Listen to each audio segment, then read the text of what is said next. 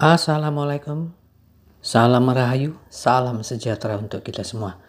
Kita masih di episode tentang legenda tewasnya Mahapati Gajah Mada di Tumihang.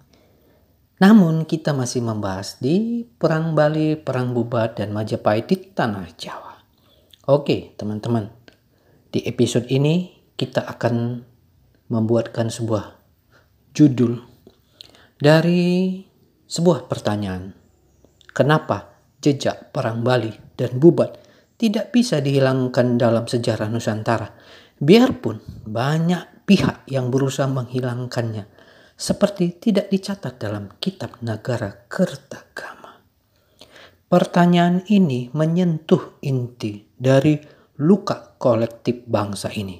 Dan jawabannya berakar pada kekuatan ingatan rakyat, bukan sekadar teks resmi. Mengapa jejak Perang Bali dan Bubat tak bisa dihilangkan? Kita bahas. Pertama, karena luka kolektif tidak hilang meski tak ditulis. Kitab Nagara Kertagama memang tidak mencatat Perang Bubat 1357 maupun detail Perang Bali 1343 secara jujur dan menyeluruh. Tapi justru disitulah terlihat bahwa yang tidak tertulis bukan berarti tidak terjadi, ia hanya disembunyikan. Ingatan tentang pengkhianatan kepada Dyah Pitaloka dan pembunuhan Kebo Iwa hidup dalam babat lokal, kidung lokal, sastra lisan, dan budaya rakyat. Ini adalah bentuk perlawanan terhadap sejarah yang dipusatkan. Kedua, karena rakyat menyimpan sejarah di luar kitab. Sekali lagi, karena rakyat menyimpan sejarah di luar kitab.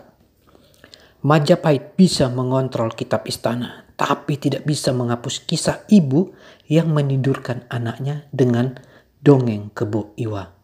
Sekali lagi, Majapahit bisa mengontrol kitab istana, tapi tidak bisa menghapus kisah ibu yang menidurkan anaknya dengan dongeng Kebo Iwa, atau ritual rakyat Sunda yang tetap mengheningkan cipta untuk Dyah Pitaloka. Sekali lagi, atau ritual rakyat Sunda yang tetap mengheningkan cipta untuk Dyah Pitaloka.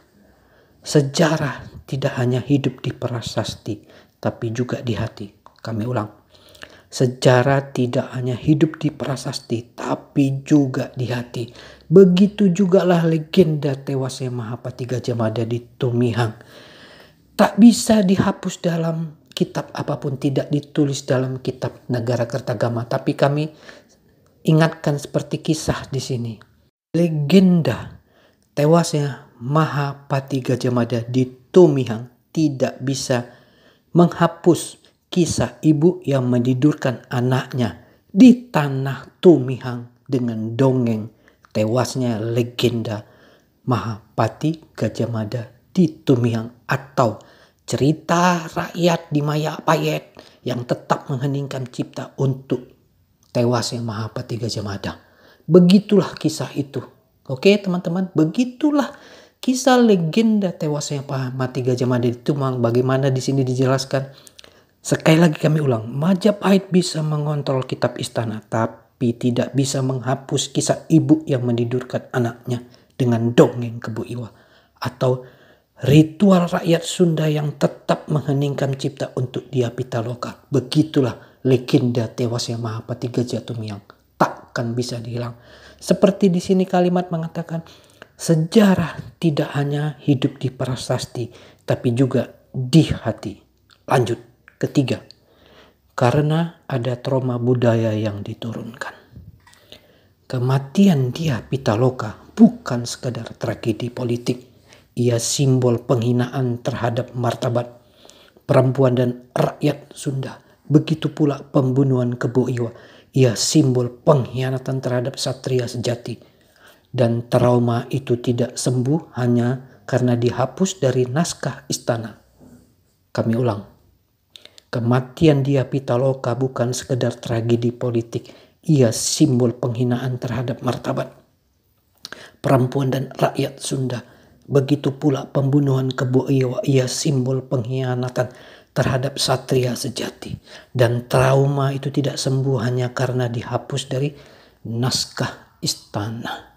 Begitu juga lah legenda tewasnya Mahapati Gajah Mada di Tumihang. Takkan beda dengan tragedi Bubat dan juga tragedi Kebo Iwa yang tidak ditulis dalam kitab Negara Kertagama, namun ditulis di dalam ingatan dan cerita ibu-ibu yang menidurkan anaknya sambil menceritakan kisah masa lalu. Keempat, karena narasi tunggal tak lagi berlaku di era ini. Keempat, karena narasi tunggal tak lagi berlaku di era ini. Sekarang kita hidup di era multivokalitas. Era ketika catatan Tiongkok, Belanda, Inggris, hingga naskah lontar di Bali, di Sunda, dan dimanapun bisa dibandingkan. Di zaman digital, kebohongan sejarah tidak bisa bertahan. Kami ulangi lagi, di zaman digital, kebohongan sejarah tak bisa bertahan. 5. Karena kedua peristiwa itu adalah titik balik moral. Perang Bubat sama dengan titik di mana persatuan berubah menjadi dominasi. Perang Bali sama dengan momen di mana diplomasi dijadikan jebakan berdarah. Sebenarnya kami bisa menambahkan perang Haru Tumihang sebagai peristiwa yang jadi titik moral juga. Namun itu nanti kami akan ceritakan di episode terpisah sehingga nanti teman-teman bisa membandingkannya. Ini bukan sekedar kekalahan militer, tapi pengkhianatan terhadap dharma. Dan sejarah tidak pernah memaafkan itu. Maka, jejak perang Bali dan Bubat tidak bisa dihapus karena bukan tinta yang menjaganya, tapi kesadaran rakyat. Dan selama rakyat masih mengenang, bertanya, dan bersuara, luka itu akan terus berbicara, menjadi cermin masa depan agar bangsa ini tidak mengulang dosa yang sama. Kami ulang. Dan selama rakyat masih mengenang, bertanya, dan bersuara, luka itu akan terus bicara, menjadi cermin masa depan agar bangsa ini tidak mengulang dosa yang sama.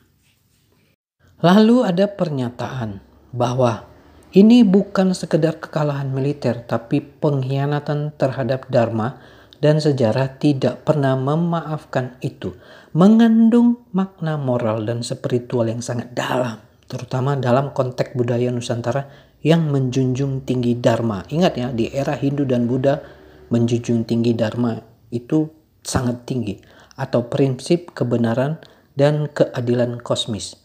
Berikut penjelasan sejelas-jelasnya. Pertama, kekalahan militer bisa dilupakan, tapi pengkhianatan terhadap dharma tidak. Dalam perang biasa, kekalahan militer bisa diterima. Raja gugur, pasukan kalah, itu bagian dari dinamika sejarah. Tapi dalam kasus seperti perang Bubat dan peristiwa Kebo Iwa, lawan tidak dikalahkan dengan adu kekuatan terbuka. Ngerti kan teman-teman? Fight 1 lawan 1, main terbuka begitu. Melainkan dijebak dengan diplomasi palsu. Sekali lagi, melainkan dijebak dengan diplomasi palsu, dan kisah ini kan tercatat di dalam sejarah manapun. Anda buka Google aja, bacanya aja semua orang sudah tahu kok bahwa itu diplomasi palsu. Lanjut. Dia Pitaloka dijemput untuk menikah, tapi malah dijadikan simbol penaklukan, apapun alasannya. Lanjut. Kebo Iwa diundang dengan perjanjian perdamaian lalu dibunuh secara licik. Itu kisah nggak bisa Anda tutupi di zaman teknologi seperti itu. Oke? Ini bukan kemenangan, ini pengkhianatan terhadap etika satria, terhadap dharma. Jadi kalau dulu kalau bisa Gajah Mada itu bertarung 1 lawan 1, jangan pakai tipu-tipu gitu. Dia Pitaloka gitu juga, harusnya Majapahit main ke Sunda, perang, siapa menang kalah gitu. Itu baru namanya bertarung secara dharma, gak ada kutukan. Tapi kalau tipu-tipu, ya jangankan di zaman itu, zaman sekarang aja kalau kita tipu-tipu masuk penjara, apalagi di pola ini dipakai kekuatan dharma karma. Lanjut. Kedua, apa itu dharma? Kedua, kami ulang, apa itu dharma? Dharma adalah prinsip utama dalam tradisi spiritual India dan Nusantara kuno. Ia adalah jalan kebenaran, keadilan, dan kehormatan. Kami ulang. Dharma adalah prinsip utama dalam tradisi spiritual India dan Nusantara kuno. Ia adalah jalan kebenaran, keadilan, dan kehormatan.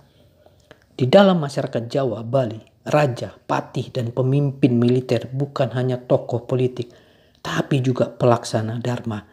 Ketika mereka bertindak tidak adil, apalagi curang, mereka menodai peran kosmik yang seharusnya mereka jaga. Sekali lagi, mereka menodai peran kosmik yang seharusnya mereka jaga. Dharma yang dikhianati sama dengan struktur semesta diguncang. Itu dalam agama Hindu Buddha ya. Oke ya teman-teman, sekali lagi kami ulangi. Dharma yang dikhianati sama dengan struktur semesta berguncang. Lanjut, 3. Sejarah tidak pernah memaafkan karena rakyat tidak pernah lupa. Ingat, 3. Sejarah tidak pernah memaafkan karena rakyat tidak pernah lupa. Ketika kekuasaan melanggar dharma, mereka mungkin menang secara jangka pendek, tapi dalam jangka panjang, sejarah akan mencatatnya sebagai aib, bukan kejayaan. Gajah Mada tidak dikenang hanya sebagai penyatu Nusantara, tapi juga sebagai tokoh dalam 2 tragedi Bubat dan Bali. Sebenarnya kejadian Harutumiang bisa dimasukkan, tapi nanti kami akan ceritakan di next aja. Majapahit tidak hanya dikenang karena kemegahan, tapi juga karena kehancurannya yang berawal dari perpecahan dan pengkhianatan. Perang Parerek awal kehancuran. Awalnya sebenarnya tewasnya Mahapati Gajah Mada di Tumiang. Baru situlah kekacauan terjadi. Itu ada sebab, nanti kami cerita. Ini bukan kebetulan, ini karma sejarah. Oke, kami ulang kalimat ini ya. Ini bukan kebetulan, ini karma sejarah. Kami ulang lagi sampai 3 kali. Ini bukan kebetulan, ini karma sejarah. 4. Konsekuensi karma sejarah. Apa yang ditabur, itu yang dituai. Keempat, konsekuensi karma sejarah. Apa yang ditabur, itu yang dituai. Majapahit menabur tipu daya dan pengkhianatan, dan di akhir hayatnya ia dihancurkan bukan oleh musuh asing, tapi oleh bangsanya sendiri. Demak, apapun alasannya. Warisan yang tidak tunduk pada narasi Majapahit. Majapahit runtuh bukan oleh pedang luar, tapi oleh rapuhnya fondasi etika dalam kekuasaan. Kami ulang. Majapahit runtuh bukan oleh pedang luar, tapi oleh rapuhnya fondasi etika dalam kekuasaan. Kesimpulan, pengkhianatan terhadap dharma sama dengan warisan gelap. Sejarah bisa mencatat kemenangan, tapi ingatan rakyat akan mencatat luka. Dan luka itu tidak sembuh selama pengkhianatan terhadap dharma tidak diakui dan direfleksikan. Dan luka itu tidak sembuh selama pengkhianatan terhadap dharma tidak diakui dan direfleksikan. Itulah mengapa sejarah tidak pernah memaafkan pengkhianatan terhadap dharma. Karena itu bukan soal siapa menang, tapi siapa yang tetap lurus bahkan dalam kekalahan. Makin sering dibantah orang perang Bubat, makin tidak diakui perang Bubat, makin dia tetap akan muncul. Itulah arti kalimat, selama dharma tidak diakui dan direfleksikan, maka luka itu tidak akan sembuh. Makin banyak orang membantah, ada yang bilang, oh nggak mungkin, tidak ada, itu bohong, hoak katanya perang Bubat. Makin dia muncul, nggak akan bisa kau hapus itu. Itulah dharma kutukan namanya. Oke bro, itu kuat di dalam era India kuno, Hindu, dan sebenarnya di ajaran agama apapun seperti itu. Itulah mengapa sejarah tidak pernah memaafkan pengkhianatan terhadap dharma. Karena itu bukan soal siapa menang, tapi siapa yang tetap lurus bahkan dalam kekalahan. Artinya, makna dari kalimat tersebut sangat dalam, terutama dalam konteks nilai-nilai spiritual Nusantara yang menjunjung tinggi dharma, kebenaran, keadilan, dan keselarasan kosmis. Berikut penjelasannya. Sejarah tidak pernah memaafkan pengkhianatan terhadap dharma. Artinya, sejarah sejati, yakni ingatan kolektif umat manusia, tidak diukur dari kemenangan militer atau ekspansi kekuasaan, melainkan dari bagaimana kekuasaan itu dijalankan. Jika kekuasaan dicapai atau dipertahankan lewat tipu muslihat, kebohongan, dan pengkhianatan terhadap kebenaran, maka kejayaan itu hanya akan menjadi bangunan rapuh yang lambat laun runtuh oleh karma sejarah. Bukan soal siapa menang, tapi siapa yang tetap lurus bahkan dalam kekalahan. Ini menegaskan bahwa martabat sejati terletak pada integritas, bukan pada hasil. Artinya teman-teman gini, kalau kalah ngakui kalah, kalau salah akui salah. Begitu maksudnya. Kalau itu dilakukan maka semuanya tidak akan ada kutukan. Tapi yang terjadi kan udah nipu, udah mengakali, sudah bikin tipu muslihat masih dibantah. Dia Pitaloka kalah secara politik, tapi menang secara moral. Ia memilih mati demi harga diri dan kehormatan Sunda. Kebo Iwa dijebak dan gugur, tapi hingga hari ini ia dikenang sebagai tokoh luhur yang tidak pernah melanggar dharma. Matinya mati terhormat dan dia dikenang, ada arcanya. Ingat ya, Kebo Iwa itu ada arcanya, dihormati di Bali, di mana dia tergidi, semuanya ada. Sekarang Gajah Mada, kau tahu di mana dia arcanya, di mana dia dikubur? Kagak kan? Itulah namanya karma dharma. Oke, lanjut bro. Bandingkan dengan mereka yang menang secara militer tapi menodai etika satria. Mereka mungkin berjaya sesaat namun dicatat sejarah sebagai pelaku pengkhianatan. Itulah yang terjadi. Kesimpulan, sejarah akan memaafkan kekalahan tapi tidak akan melupakan pengkhianatan. Itulah mengapa dalam peradaban yang berbasis spiritualitas seperti Nusantara kuno, dharma adalah segalanya. Kekuasaan boleh datang dan pergi, tapi kebenaran dan integritas adalah warisan abadi. Kami ingin cerita ini, sebuah kalimat yang tadi kesimpulan bahwa sejarah akan memaafkan kekalahan tapi tidak akan melupakan pengkhianatan. Berkali-kali kami ingatkan, sejarah negeri kita ini mulai dari presiden pertama sampai presiden sekarang Pak Prabowo. Coba Anda ikuti. Banyak kali kisah pengkhianatan. Itulah warisan sejarah. Oke, lanjut. Itulah mengapa dalam peradaban yang berbasis spiritual Nusantara kuno, dharma adalah segalanya. Kekuasaan boleh datang dan pergi, tapi kebenaran dan integritas adalah warisan abadi. Oleh karena itu, 750 tahun berlalu, kisah ini tidak bisa hilang dari sejarah Nusantara. Itulah sebabnya, meski lebih dari 705 tahun berlalu, tragedi Perang Bubat dan Perang Bali, termasuk legenda tewasnya Mahapati Gajah Mada di Tumiang, kisah seperti itu tidak pernah benar-benar hilang dari ingatan Nusantara. Betul? Mereka hidup bukan hanya dalam buku sejarah, tapi dalam doa, kidung, babat, dan kesadaran kolektif masyarakat. Kami ulang ini. Mereka hidup bukan hanya dalam buku sejarah, tapi dalam doa, kidung, babat, dan kesadaran kolektif masyarakat. Sejarah itu tidak selamanya ditulis di dalam kidung atau babat, tapi kolektif masyarakat. Mengapa kisah ini bertahan? Pertama, karena ia menyentuh nilai tertinggi, dharma. Sekali lagi, mengapa kisah ini bertahan? Pertama, karena ia menyentuh nilai tertinggi, dharma. Di Nusantara kuno, dharma adalah hukum tertinggi.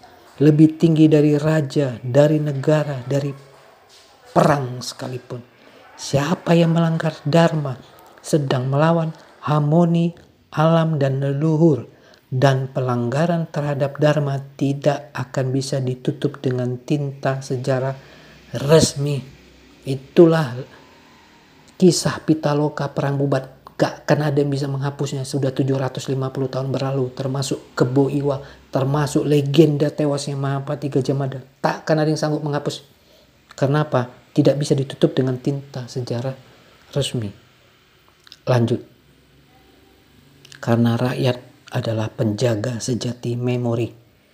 Meskipun kitab resmi seperti Nagara Kertagama mengabaikan atau menyembunyikan peristiwa-peristiwa itu, rakyatlah yang menyimpan kebenaran. Dalam kisah lisan, dalam tarian dan upacara adat, dalam lukisan dan patung, dalam simbol-simbol yang diwariskan turun-temurun. 3. Karena trauma kolektif tidak bisa dihapus. Pengkhianatan terhadap Dia Pitaloka bukan sekedar tragedi keluarga kerajaan Sunda. Itu adalah pengkhianatan terhadap martabat sebuah peradaban. Begitu pula pengkhianatan terhadap Kebo Iwa. Bukan hanya taktik militer, itu luka spiritual Bali. Luka seperti itu tidak bisa dikubur begitu saja. Karena ia menjadi bagian dari identitas budaya. Maka benar, kekuasaan bisa datang dan pergi, namun kebenaran dan integritas adalah warisan abadi. Dan selama rakyat masih mengingat, kisah itu akan tetap hidup. Kisah Dia Pitaloka itu tetap hidup di Sunda sampai sekarang. Kisah Kebo Iwa itu tetap hidup sampai sekarang di Bali. Demikian juga legenda tewasnya Mahapati Gajah Mada di Tumang itu tetap hidup di Tomiang di Aceh. Oke, sampai di sini dulu episode ini. Jangan lupa like, komen, dan subscribe. Sampai ketemu di episode berikutnya. Terima kasih.